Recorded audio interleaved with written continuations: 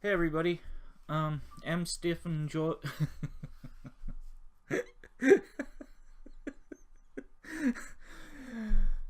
Yeah, M Stuff and Joy here. I don't even know my own name.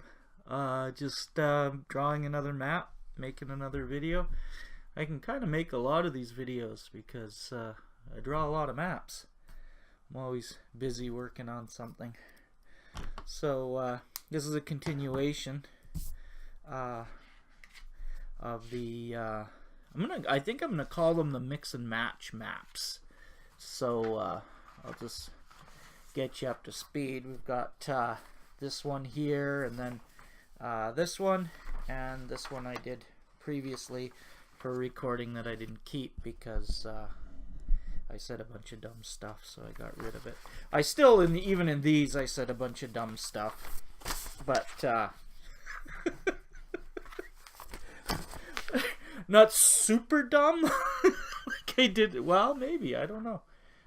Maybe it was super dumb. Jury's out. But anyway, so I'm just working on this one now, and thought I'd stream it and just talk and hang out with you while I do, and which is kind of nice actually, because normally I draw this, I don't have anybody to talk to, even though it's kind of a one-sided conversation. But you know, you can always contact me on Twitter at mstephenjoy, or on Facebook, or on Tumblr, or on Instagram.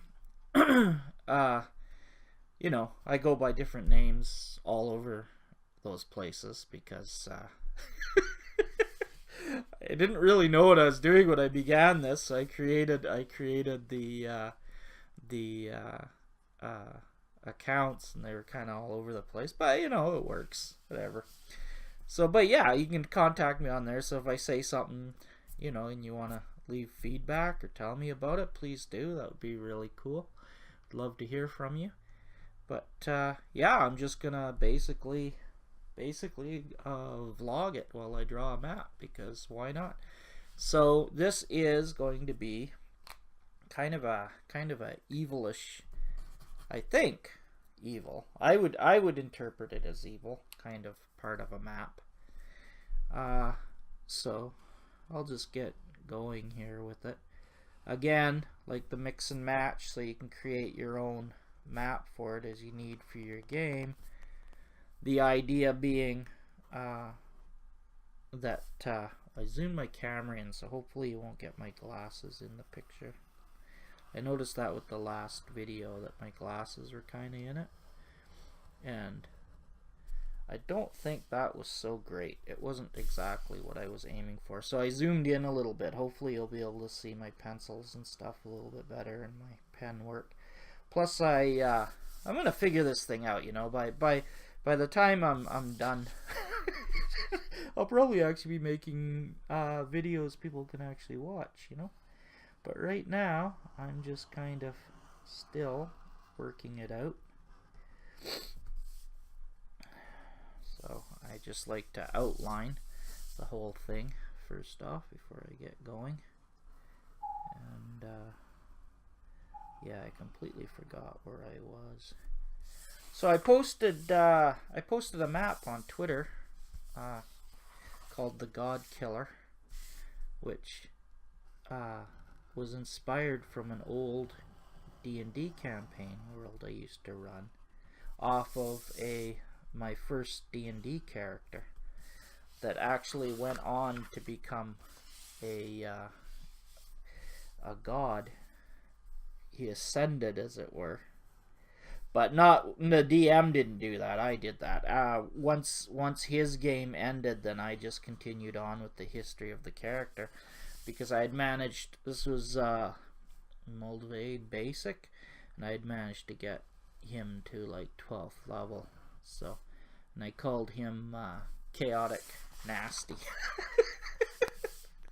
because I was a teenager at the time, and that's basically how we played back then. It was pretty nasty, so it was Chaotic Nasty instead of Chaotic Evil. You know, who wants to say they're evil, right? But he was a fun character. So he went on to create a great big empire. And that's why the rumor is that he came out of the mists in the ocean, because he actually came from a distant land, which of course was my DM's campaign world, and I didn't want to encroach on his campaign world, you know, because I didn't think that would be nice to start writing his histories and stuff. It's kind of funny because back then when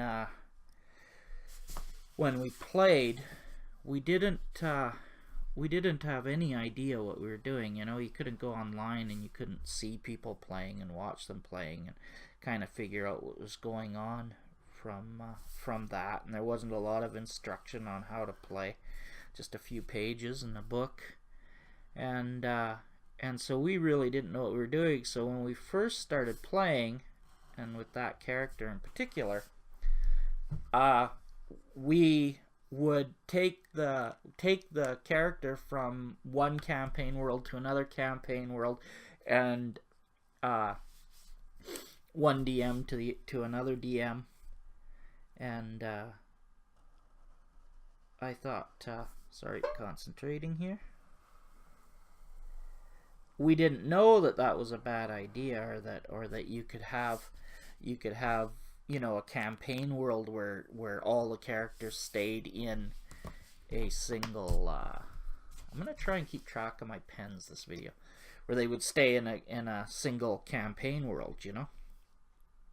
And so as a result, we had some very interesting developments in campaign worlds. And when you tried to import, I mean, at first, when we first started,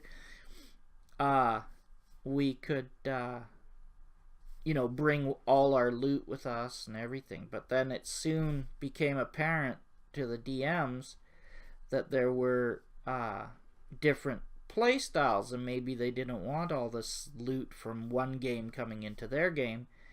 So we would have to get the DM to approve the stuff that we brought.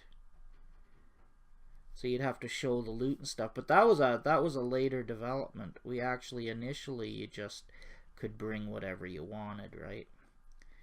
And or whatever your character had, because that was their character, right? So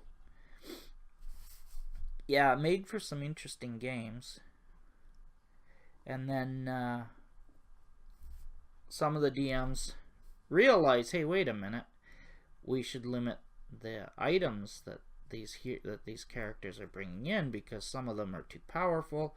And then there were other problems, like some people would play in one campaign world but not another, and so you'd end up with some characters being much higher level than the other ones, which is always a big problem, you know.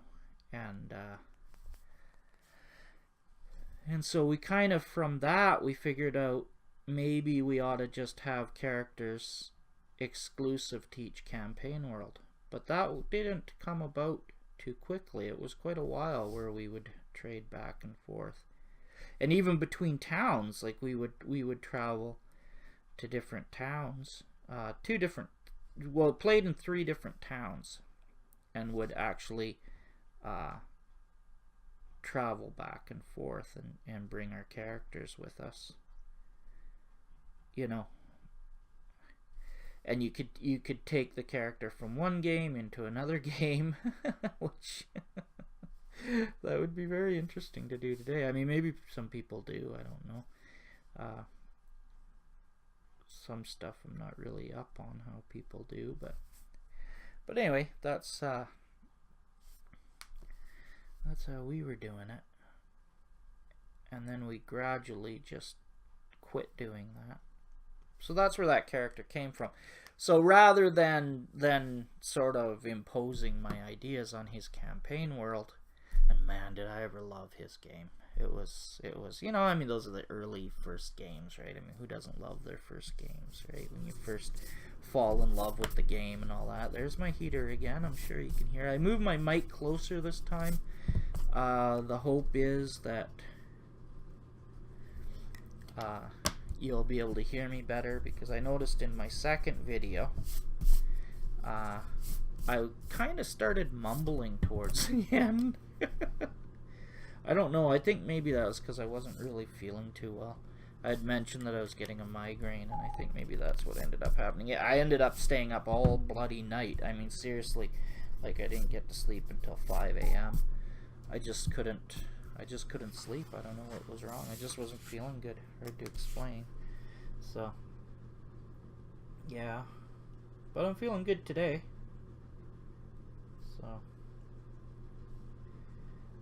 can you see what I'm doing? Good. I have to remember to look at my computer screen and make sure you can see what I'm doing.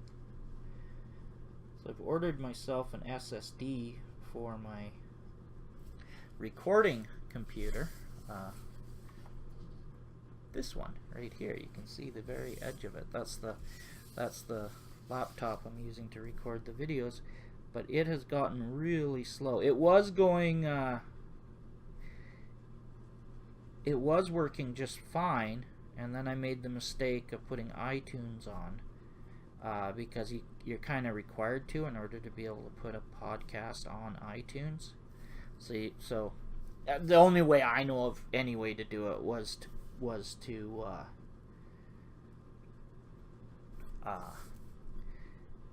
create an iTunes account, so I needed to sacrifice a computer for that. I just keep on stepping on toes. There's no doubt. I should put a disclaimer. Warning, strong opinions. Just ignore them if you don't like his opinions. Or my opinions. Anyway, I'm not a big Apple fan. Because it basically made my computer useless. So I managed to get I managed to take that malware off my computer, and now it's running much better, luckily. But it's still, I think I've got a problem with the hard drive. I think the hard drive's failing because there's some kind of an issue. So I figure if I get an SSD and I put that in, then it will record much faster, and I won't have anywhere near the issues I have been having. Also, it's always good to have a backup, right, of your hard drive, which is what I like to do. I take the hard drives out, make a duplicate, put in the SSD, there you go. Good to go, no worries. But yeah, so this map, as you can see, is kind of, I think it's a departure from the other ones. The other ones, I think they kind of look like good deities to me. I mean, I don't think they're bad anyway, these statues. But this one, I think he looks a little shifty, and his reputation isn't helped by the fact that to enter you have to pass through two ginormous skulls, right? So,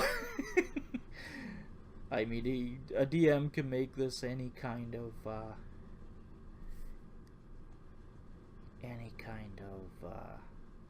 god he wants, but you think he kind of looks kind of evil, or, you know, not very nice anyway.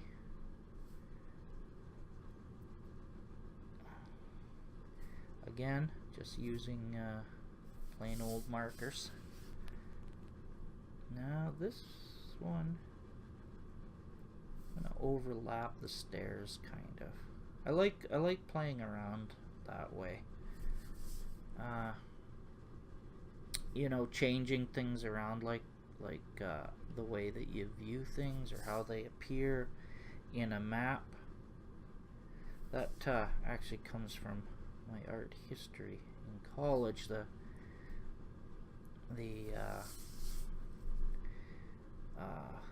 man, see, it was many moons ago. Picasso. Yeah, Picasso. He heavily influenced the art world, or not the art world, the architecture world, because he was one of the first artists to say, hey, why do I have to draw you know, things just from one perspective, one view. Why can't I just draw, you know, two sides of a thing at once? And so that's what he would do. I'm sure everybody's aware or knows his art, but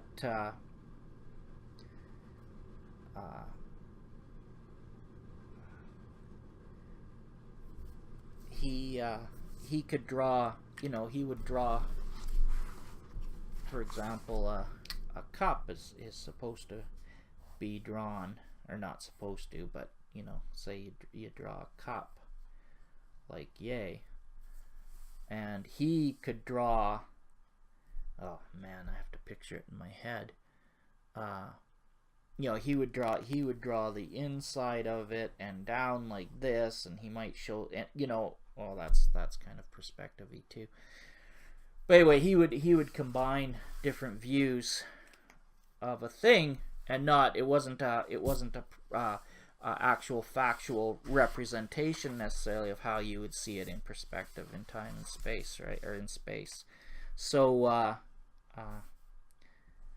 that heavily influenced the architectural world, because they discovered, or they realized, looking at his pictures, that they could draw things with several views at once, and that it made understanding the pictures much easier. And so that is, when I'm designing dungeons and something, that's a principle I like to carry through to what I'm doing, is that I don't necessarily have to keep my perspective or the images or whatever I'm drawing 100% in perspective like that, because what I'm really trying to do is I'm trying to convey something. And so that's the important part, is the conveyance of information, not the realness of the actual drawing. And in fact, if you took it too seriously, there would be a you know, it could actually cause harm to your drawing, right? So because, and by harm I just mean in that you wouldn't be necessarily conveying all the information that you want to be conveying, right? So yeah, that's Picasso, which is why when you look at his drawings and you think, holy crap, I mean, anyone that does thinks, you know, and I certainly used to think that, what the hell, why is this guy so famous? His drawings are ridiculous, they don't look realistic, they don't look, you know. But that isn't what he was famous for. He was famous because they didn't. I mean, that was the whole point, right? And that's the whole point of dungeon design too, in my opinion, is not to necessarily convey a realistic portrayal of the environment, but to convey information, you know, and you want that information to be available to the players and to the DM. You want the information to be in such a way that it is playable with minis or with icons or paper minis or whatever you use. The information has to be readily available, and you don't necessarily get that if you stick to what a thing actually would look like from this or that perspective. So like top down, I've seen a lot of battle maps. They're good. I'm not dissing them, but they're not a, you know, a lot of them have a style that I would find kind of confusing, because they look too much like a photograph of looking down. So like, for example, you can see on this map, you know, these skulls, you're not, if you were to look straight down at them, they would look very different. And that is the perspective of this, is straight down, but I don't draw them straight down because looking straight down at skulls, you wouldn't know what they are. So there'd be kind of these things that you'd have to explain. Anyway, so that's a Picasso influence, and something I've brought from art history. So if you're an artist and you're going to college and you think, art history, what the hell do I need because to take art history for? What does that have to do with what? I don't want to draw. I don't want to draw like Monet or Constable or David or something like that. I don't want to draw like them. I've got my own style of drawing. But the thing is, all those guys, when you study them, they actually have something to teach you. About their style, about their method, about their message, all of it. Even just a little tiny bits of it. I guarantee you, at some point, you'll remember back to it. Here, just a minute before I continue talking. I'm going to just get this done because I have to concentrate because it's a circle.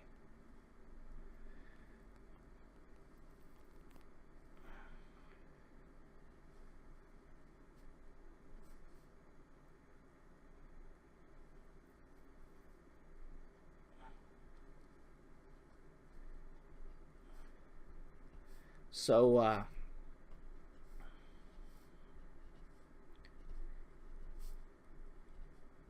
I guarantee you'll think back to it, and you'll remember something, and oh yeah, because it's the artist experience that and it's universal and it's eternal. I mean, we could all learn something from the first cavemen that drew with their hands and animal blood on cave walls. Because they're artists and they have a different way of looking at things than you or I do, and quite possibly than anybody that's ever existed before or after them. You never know, right? Because just because there was a cave painter on a wall, excuse me, I have a drink of coffee, they didn't have the support system to get famous and super well known or anything like that. But they could be, and they didn't have the resources. But I mean, why couldn't one be Michelangelo? Oh, and I was listening to a podcast the other day, right? And they were saying that Michelangelo wasn't born with his ability, that he had to put in the out. No, Michelangelo, that guy was amazing. Absolutely amazing. Yeah, anyway, I don't know why that jumped into my head. It's completely off topic, but that kind of annoyed me. I mean, I understand what they were saying. They were saying everybody has to practice and they have to train and they have to put in their 10,000 hours to be amazing. But there are guys like Michelangelo that, I'm sorry. Yeah, I mean, have you seen his David? He did that when he was just a teenager. That guy was amazing. I mean, that guy was amazing. He put in his 10,000 hours for sure, which just made him even more amazing. But wow. So anyway, so when you take art history and stuff, and you think, oh, it's not gonna be applicable to my art. I think it will be, depending on what kind of art you're gonna go into. But I'll give you a good example. Like I can think back to like David, and I think of Oath of the Horatii or something. I don't know if I'm even saying that right anymore. But anyway, and his fine painting strokes and his style and way of doing it, and his classical style. And then I think of the Impressionists that came along after, and Monet and Constable and guys like that. And I think of the two styles, and, I can put it into perspective when I'm looking at, believe it or not, D&D maps, and I can see influences. I see, like neoclassical is trying for a very realistic kind of look. I would equate that almost to some of the CGI stuff that I see. You know, a lot of it in battle maps and stuff like that that I look at remind me very much of that. The super hyper realism, a lot of detail in close, and then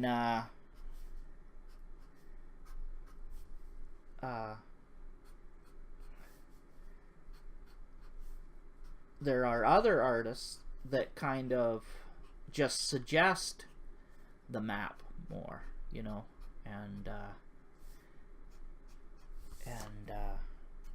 they kind of remind me of the Impressionists, you know, that kind of thing. And so by knowing that and comparing, then I can think of the different oh, sorry, can't even see what I'm doing. I'm just doing these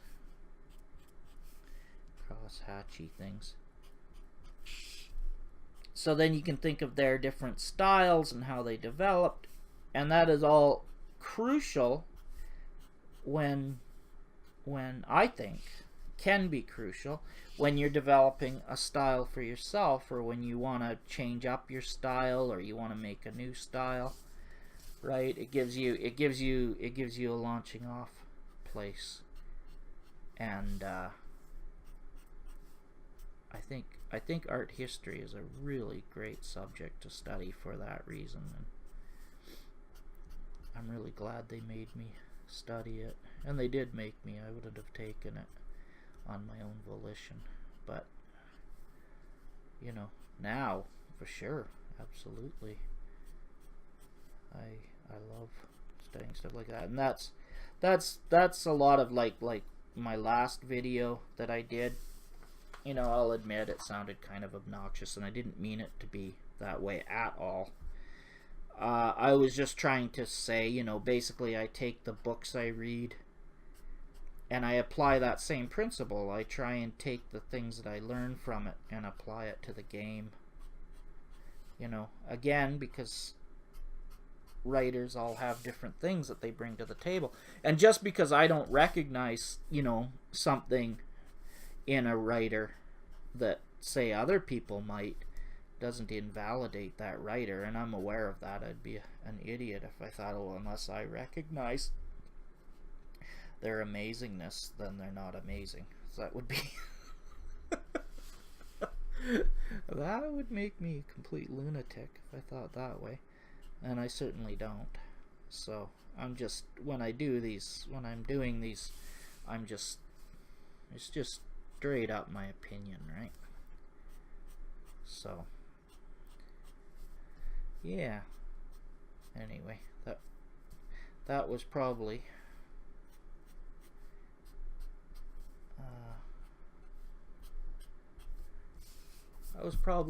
the best dungeon lesson I can give on drawing dungeons. If anybody actually wants such a thing from me, I don't know. There's a lot of good artists out there, but that's my take on it. So because of that, and looking at it that way, for example, is how I developed this crosshatch style that I wanted, right? You know, because I haven't ever seen anybody do it before, so I wanted something that could stand out. Now I've got this all laid out. I think it looks actually pretty cool. If you walked in this way or this way, you would think, oh, something's going down. Now I have to think. Do I want to fill in those eyes and nose? I kind of do, just because it would look good on here. But I have to think, is it going to cause me troubles later? And I don't think so, actually. I think it'll work just fine. So I'll use one of my old, there we go. See, now this is where the old blunty kind of ones, I can start using them, because I can, which was in my last video, I had mentioned that. so I can use it to darken in.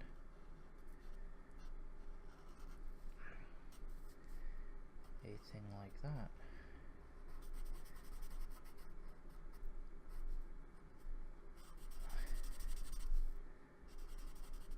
Sorry, gotta concentrate, because, you know, gotta stay in the lines. So I can't talk a whole bunch. So I've got a couple books to talk about while I'm drawing this, although, boy, I think I'm getting pretty close to being done on this one. This is a quick one, I think. But, can you see my glasses? No. I don't know. I think OBS is kind of cutting off the image a bit, so my glasses might be in the picture without my knowing it, because the last video I didn't see my glasses in the picture, and for some reason, there, I can see better. For some reason it got the glasses anyway, so I think maybe I don't have the image quite cropped right. I'm not sure about that, but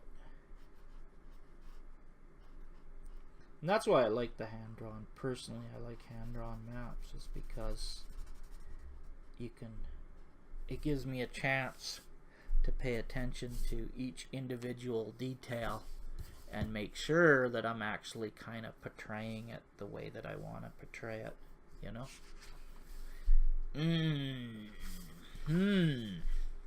That's something I haven't been doing, and alright, quit thinking about it.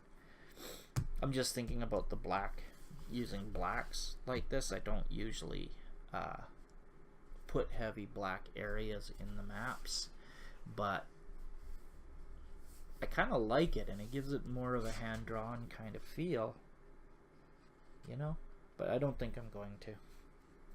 Not yet, not here anyway. So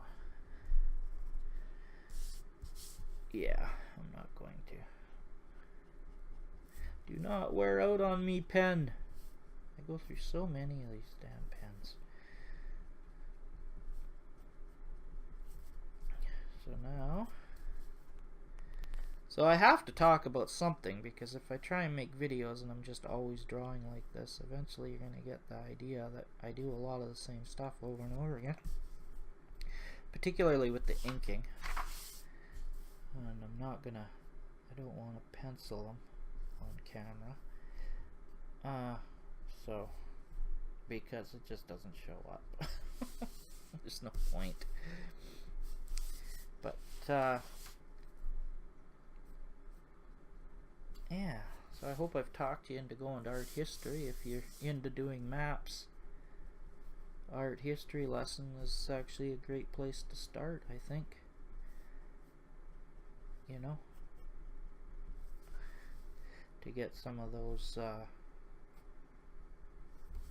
things locked down, the principles behind the tools, you know, because, like, I mean, you learn a lot obviously looking at modern artists, but modern artists are mostly, not always, but mostly trying to duplicate the old stuff. I mean, if you look at the Photoshop tools and all that, it's almost always, you know, brushes that look like an oil brush, or, you know, watercolor brushes that look like watercolors, because that's our cultural history. That's the thing that we expect to we expect pictures to look like that, you know. So an artist wants to convey that, and so that's what these tools are based on, those. So without knowing why this brush looks the way it does and whatever, it can be a disadvantage when trying to calculate, you know, what would look good in this situation, or why would you do that. And see, my style is not neoclassical at all, you know, because my thing has been cartooning, and so I have a very cartoonish style, and so and I've studied a lot of cartoonists, you know, particularly a lot of Marvel artists and stuff. It's so awesome to see that Jim Lee has a Twitch account now, or streams on Twitch. I mean, that's freaking awesome, because he was a huge influence on me when I was learning how to draw superheroes, for example. And but even though you know it's cartooning that I want, I would be not well served in the least if all I studied were cartoonists, because once again, all those old masters and all that old art has a lot to teach a cartoonist. You know, the use of color, the use of how you're trying to present a new style, or create a style for yourself, or how you convey the images that you're doing, all of that.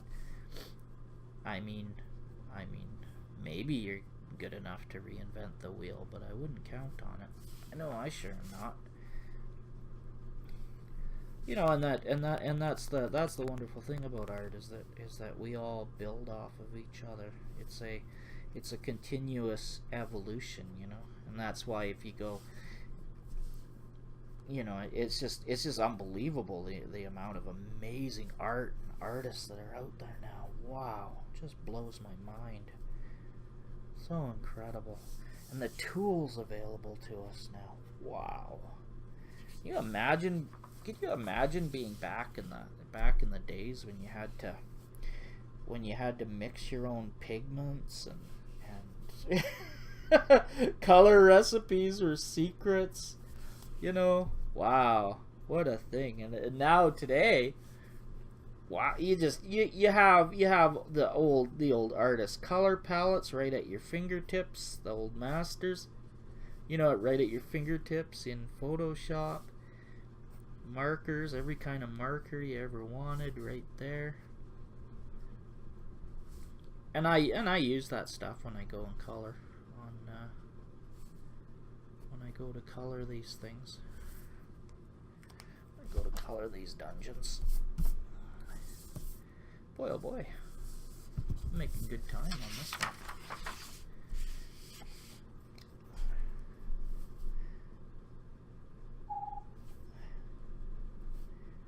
So, I don't know if I'm done with that.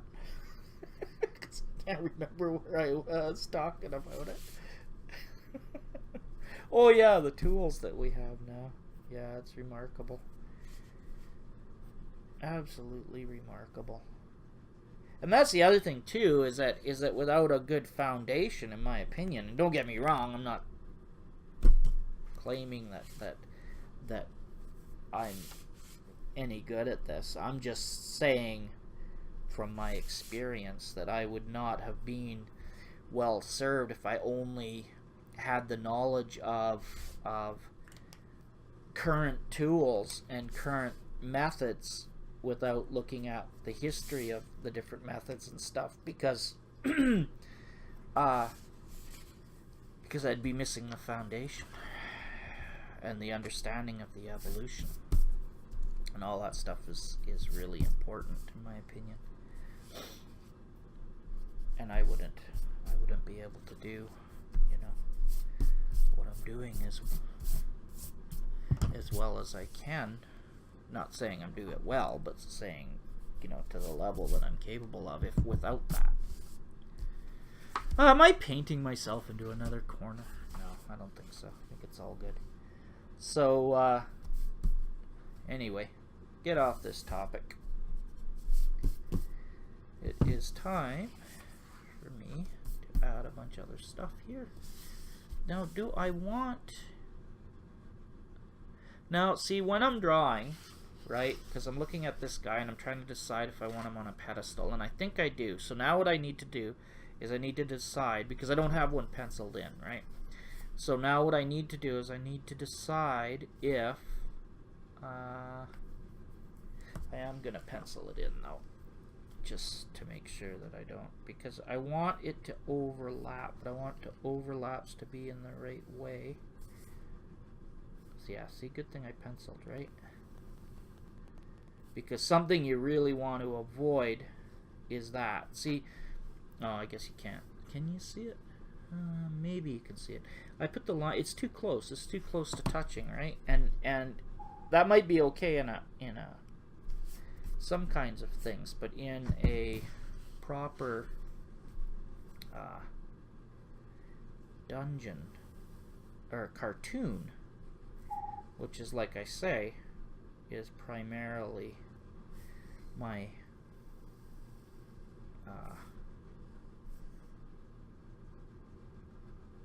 ooh, I like that. All right, primarily my wheelhouse. That's from my game. That's why I laughed. It's not for. I mean, it's not for my game, but I was using it as a term in my game.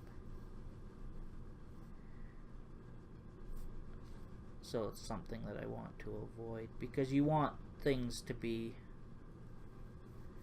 clearly defined and unambiguous, right? So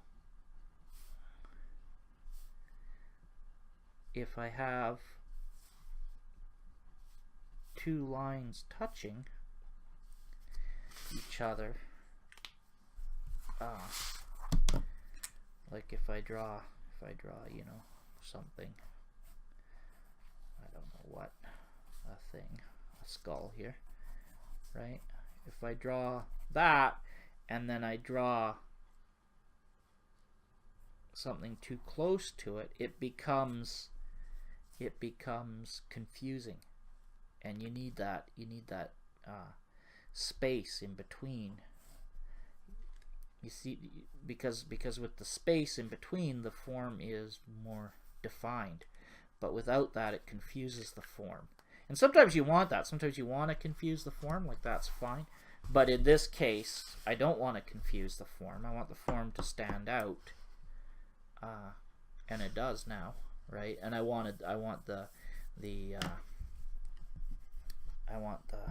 platform that it's standing on to define it, right? Because being a cartoonist, the thing that you do with cartoons is cartooning. The biggest thing with learning how to cartoon is that it's a language, and you need to learn the language. And dungeons, this is one of the things I absolutely love about drawing dungeons. It's really new. When you look at it, it's only a few decades people have been drawing dungeons and stuff like this. And so it's really exciting to be kind of in on the ground level of it, on the ground floor, because the language is still being defined, right? And it's still happening.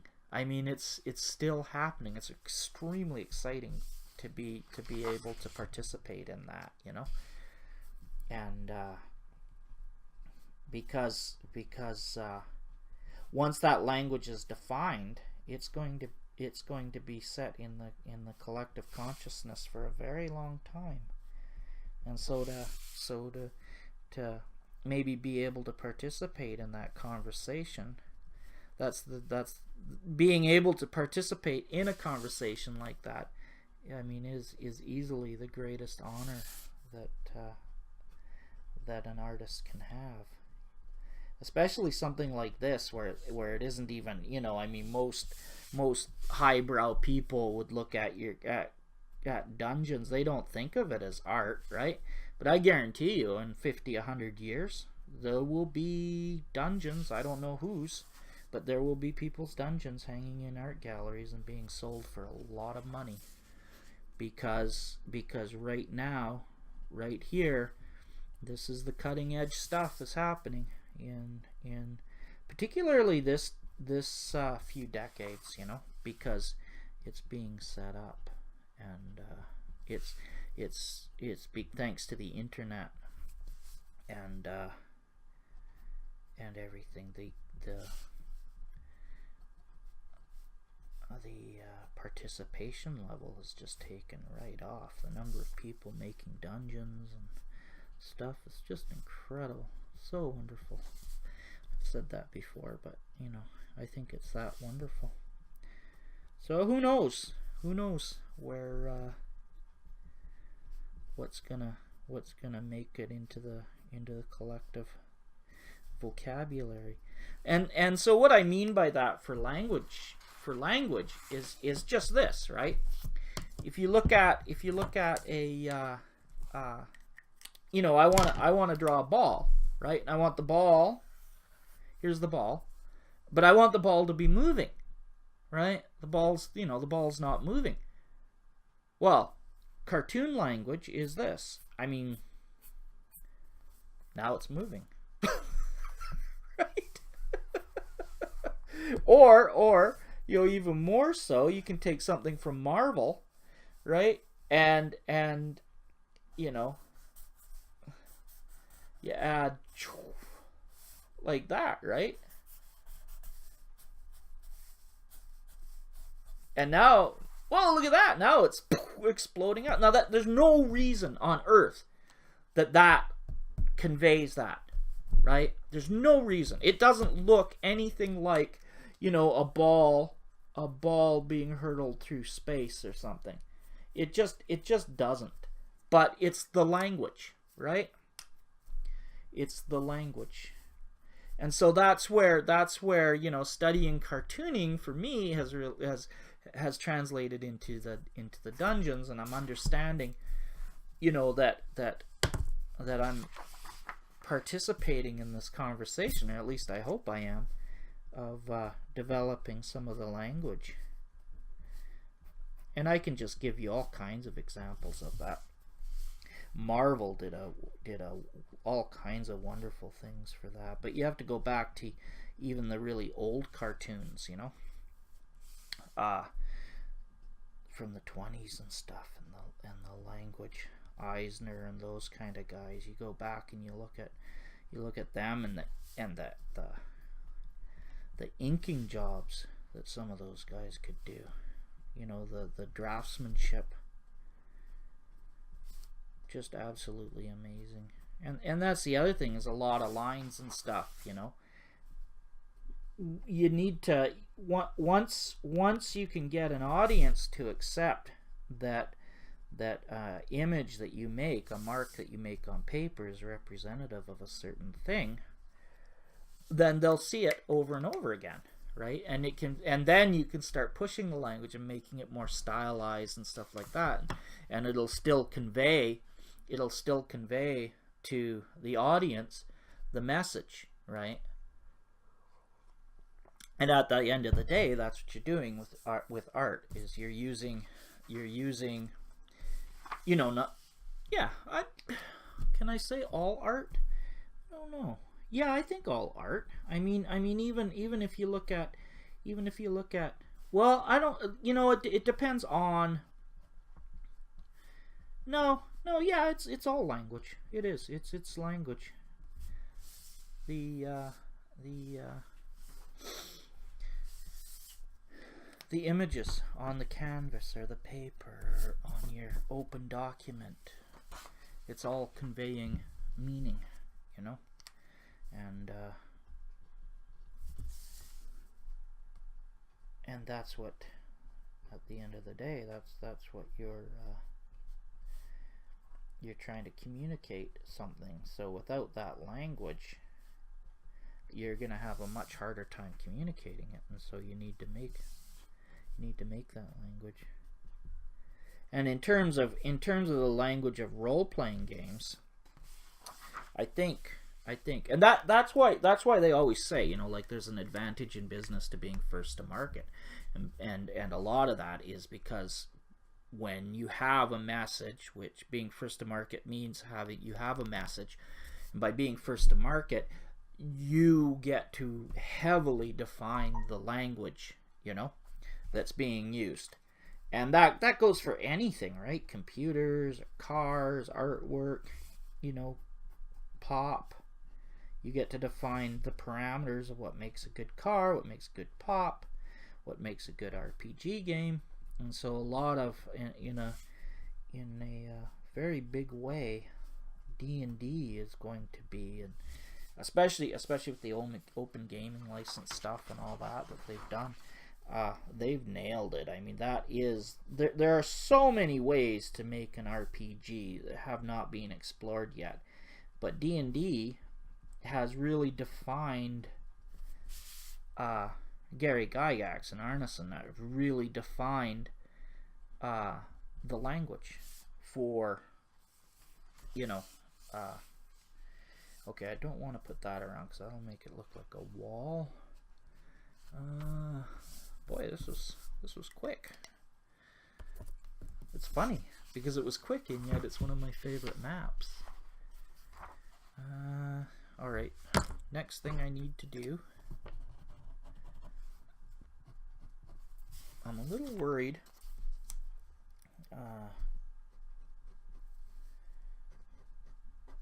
No, I guess it's working.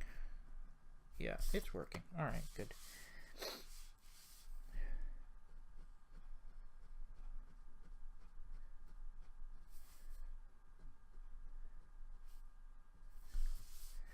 So because like I say, I do hand drawing stuff, but a lot of it is actually, you know, what I technically am doing is mixed media. So sometimes I may draw stuff and you're watching me and you may wonder why I'm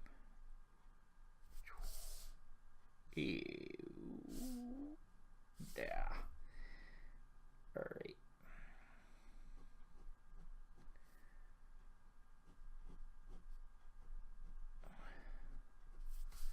Why I'm doing things a certain way, and the reason is because I have to bear in mind that this is also going to be digital, right? Which means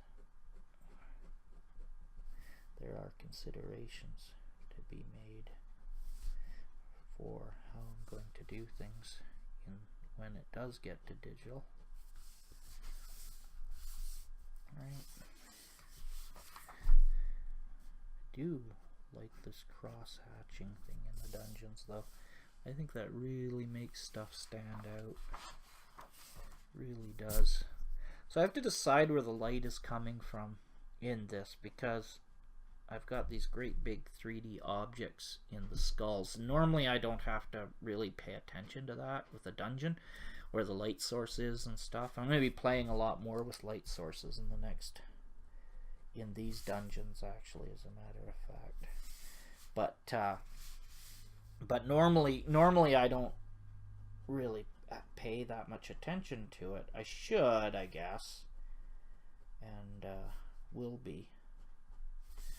But with these big skulls, I think maybe I do. So I have to decide: am I going to do it with pen and ink, or am I going to do it with digital? What am I gonna do? Decisions have to be made here, people.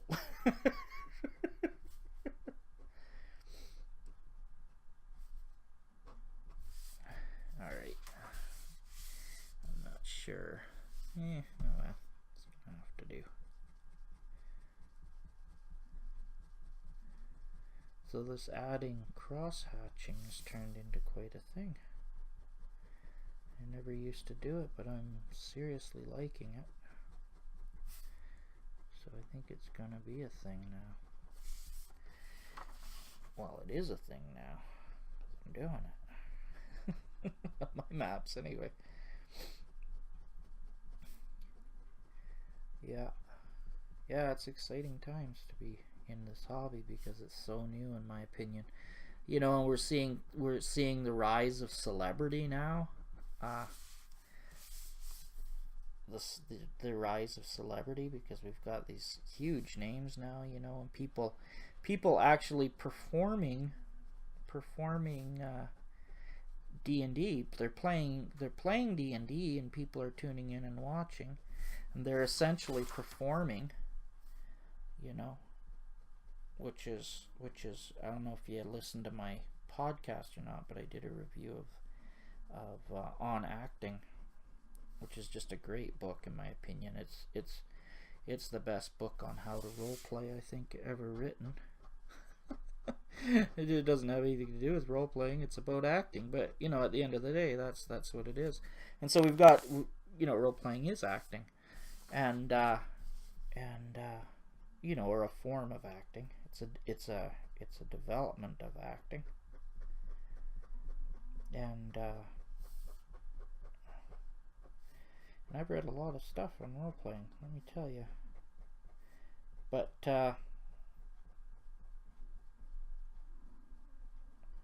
he really gets the message across about how to get emotion and stuff into what you're doing. An interesting thing is that, you know, art was a young man's game for many centuries until the eyeglasses were developed. And people often don't realize this, but eyeglasses were a huge development in the art world, because it meant that just because you were getting older didn't mean you had to quit drawing, because as you can well imagine, because once you start getting into your 40s, your eyesight starts to go. So without eyeglasses, that really meant that most artists, there was a limit to how long they could participate. And that's personally how I see art. I see art as an honor to participate in.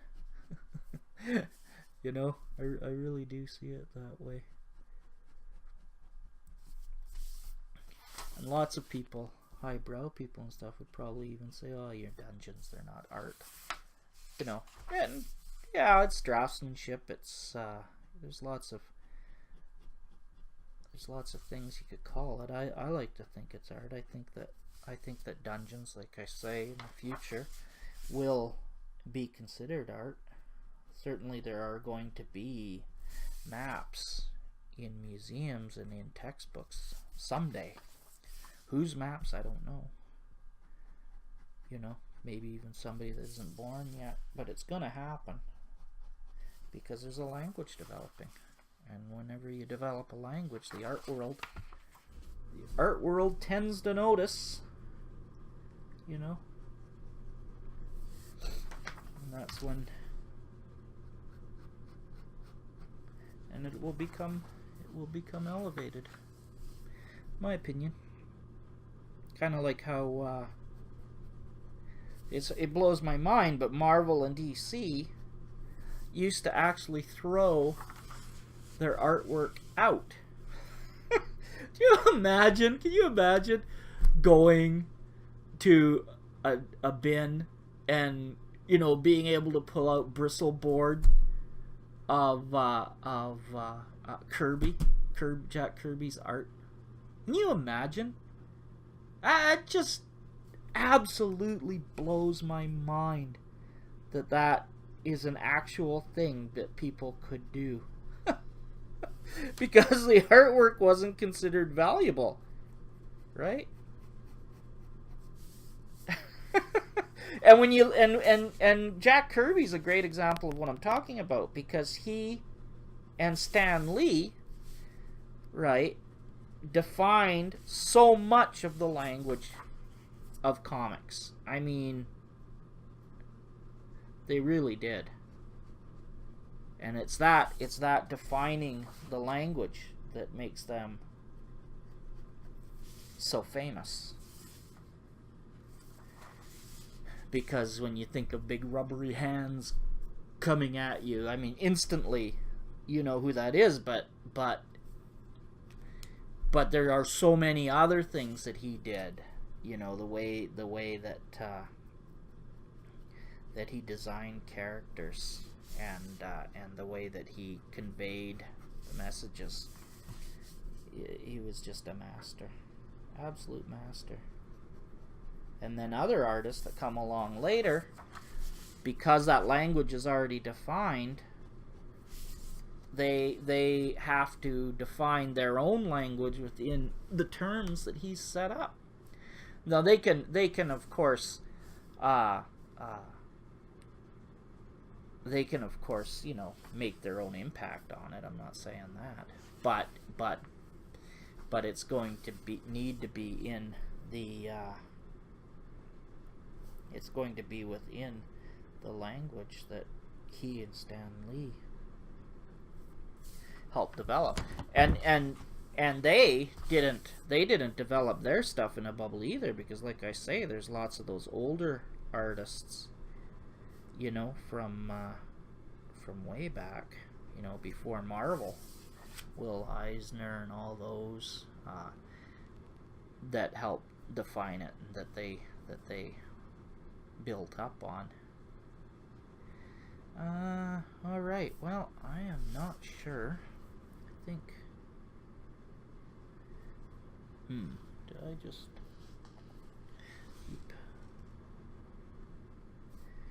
add some details here. Yeah, so it's exciting times. It's exciting times in that the language of RPGs. There's so many RPGs coming out. It's just amazing. In fact, I just made one, and I wanted to make one. I've made actually quite a few RPGs, but this one I'm actually going to... I think I am going to write it up and everything too. I thought, you know, what an idea to just explain the rules, and I am still going to do that. And one of the reasons I want to do that is because I absolutely love videos of gameplay in board games. It's primarily how I learned to play board games. Because I don't know why, it's just easier for me to take in that information that way. I tend to remember it better. Anyway, so I'm thinking maybe other people do too, so I'm gonna do the rules. Well, I already did the rules, that way you can actually go and listen to it. I mean, it's a simple game. Like I say, I try to let the nuance be in the character creation and in empowering the GM, not in making lots of rules. And I think, you know, there's nothing wrong with liking lots of rules, but personally I kind of see it as lots of rules like that happen because nice stat blocks and all that kind of stuff is great for filling up books. But, you know, I don't think it's all that necessary for the actual game play itself. In fact, I was just looking at I just picked up a new RPG book, and I was looking at the way that they were doing monsters, and I came up with a new game idea, another one, which I do constantly. But I was thinking, because what they were listing hit dice, right? So I was thinking, how interesting would it be to have a game where you had hit dice? Let's say you had 3 hit dice, right? So if you're a hit die 3 monster, then you roll 3 dice, let's just say 6-sided, and say you're fighting a 4 hit die monster, right? So when it attacks, it rolls 4 hit dice, or 4 dice, and then basically just a die pool. And so, you know, whoever rolls the most, you know, here's a 6, here's a 3, here's a 4, here's a 2, here's a 3, here's a 5, here's a 4. So the 4, let's see, how would we do it? It's just whoever beats, you know, beats the highest. So 6 beats the 5, 4 beats a 3, and that's it. So basically, you get 1 positive here. Here you've got 2 positives. So that means the 4 hit die monster did 2 minus 1 equals 1. Did 1 hit point of damage. I was thinking that would be really interesting, right? Just as a quick, I mean, why not? The monster manuals are already made. We've got piles and piles of stuff about hit dice, right? It's just a quick little dice pool game. You don't need to bother. You don't need to bother with armor. You don't need to, because because, and you could do the same thing with challenge level, right? I mean, if you don't want to do hit dice, you could do the same thing with challenge level, because challenge level actually takes into account hit dice and armor and all of that. So if you had challenge level 9 versus challenge level 8, right? Let's see here. 9 and 8.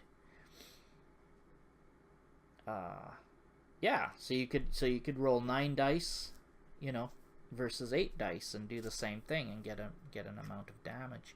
And then your challenge level could also be your hit points, or you could use the challenge, you know, and armor. Well, you don't need armor class in this system. Actually, all you need is hit points, right? In fact, you don't even need hit points. In fact, let's do it this way. Let's just go off a challenge level, say 9 versus 8. Okay. And so you roll the dice, you compare them, and let's say 9 takes a couple points of damage. All of a sudden, it's reduced to challenge level 7 versus challenge level 8. Oh hell, I like that. Wow, I really like that. So all the monsters and stuff, and then when they have magic attacks or stuff, you know, you've got a dragon face that has that has some kind of breath attack, right? Well, he's challenge level 12, so that's how much damage it does. And the more the party can damage him and lower his challenge level, the less damage he'll do with his Rari fire breath, right? That kind of thing. Oh man, I think I like this system. See, this is my idea. This is my idea of simple. I really like it. This buries all of the mechanics. But see, this isn't a system designed to sell books, but it is a system designed to exploit the books that have already been published. I like this, actually. I'm actually going to play with that. Huh? That's interesting. That's really interesting. You just need some basic movement rules, ideas. I mean, not a lot. Maybe you can move a number of spaces equal to half your challenge level. Why not? I mean, all that would be up to GM's discretion, obviously. You're the spirit of the monster. You don't wanna do something that's out of spirit of the monster. But boy, I actually like that. Huh. All right. Well, I think I'm gonna play with that idea.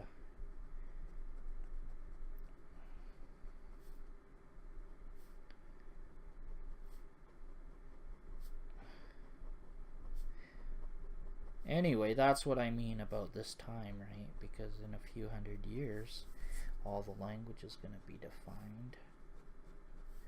But there's going to be no getting rid of hit points. Ever. Or armor class. Movement. All that stuff now.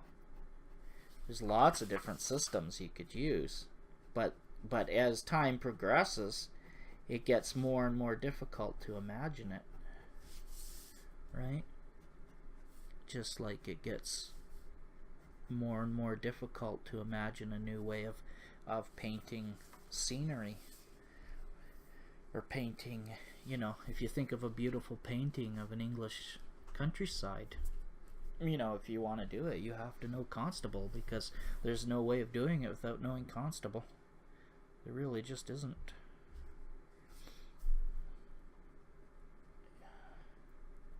He defines that. He really does. Okay, now my pen is definitely getting... My pen's starting to die on me. And when that happens, unfortunately, it means that I have to push too hard. So, there are different techniques for inking.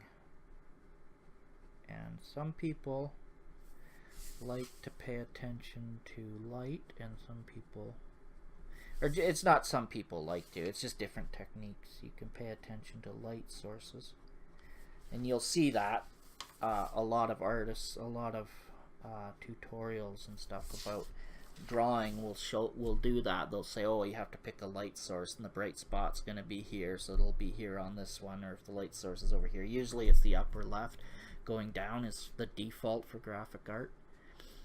So again, language. But anyway, so you'd have the bright spot here, the bright spot would be there, so you'd have more dark shadow here and dark shadow there, and you know, you can do that, but in illustration, which is what I'm doing here, I can throw that out and instead define the form better,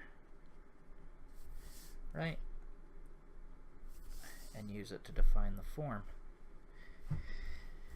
Anyway, I don't think I'm going to continue doing that. I think that's good enough. I think everything else I will do digitably. Alright, figure out where signature goes. Now, am I going to... Yes, I'm going to present it like that, which means it is signature time.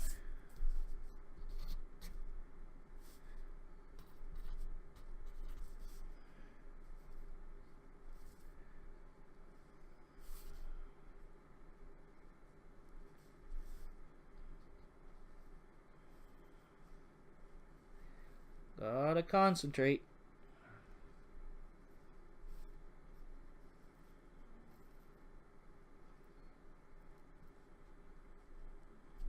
Alrighty. I think this has become, I have all kinds of different signatures on my artwork, but I think this has become kind of a default one.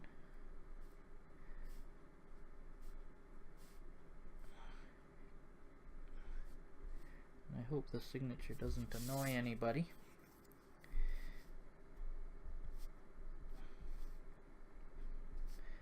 Signature's a thing, you know, wherein when you're first starting out, people don't want to see your signature on things, and then later on, if your stuff starts getting more popular, your signature actually becomes something they do want to see, and it becomes an asset. It's kind of a funny thing, right? It's an evolutionary kind of a thing. We don't want your signature there. Oh, actually, yeah, would you mind signing this? So, I don't know what stage I'm at, but anyway, there's my signature. I like to put it on there. Kind of feels nice to sign a piece of art. I've always liked doing that. I think that's good enough. Don't want to go. And that's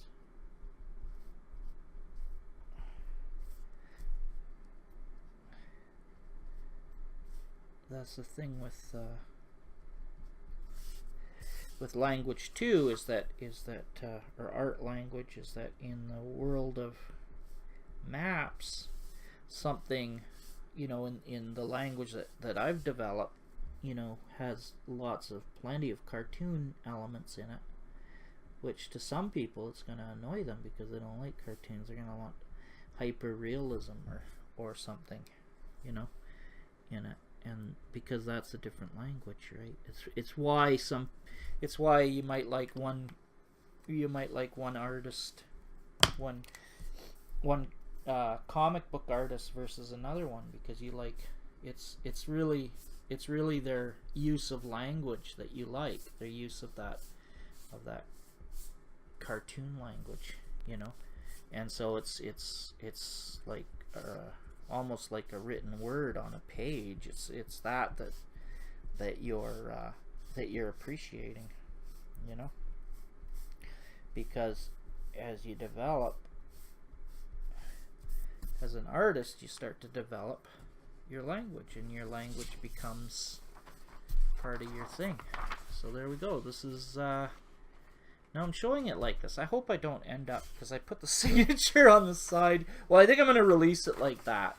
The reason being is that that's how I imagine it being used on Roll20, is like that.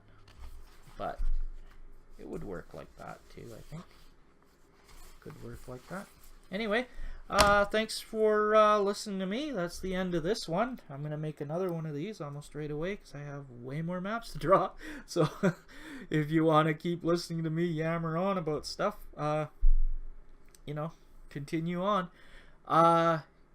And please give my video a like and a follow if you like it and you want to follow me if you want to see more stuff. It really helps me out.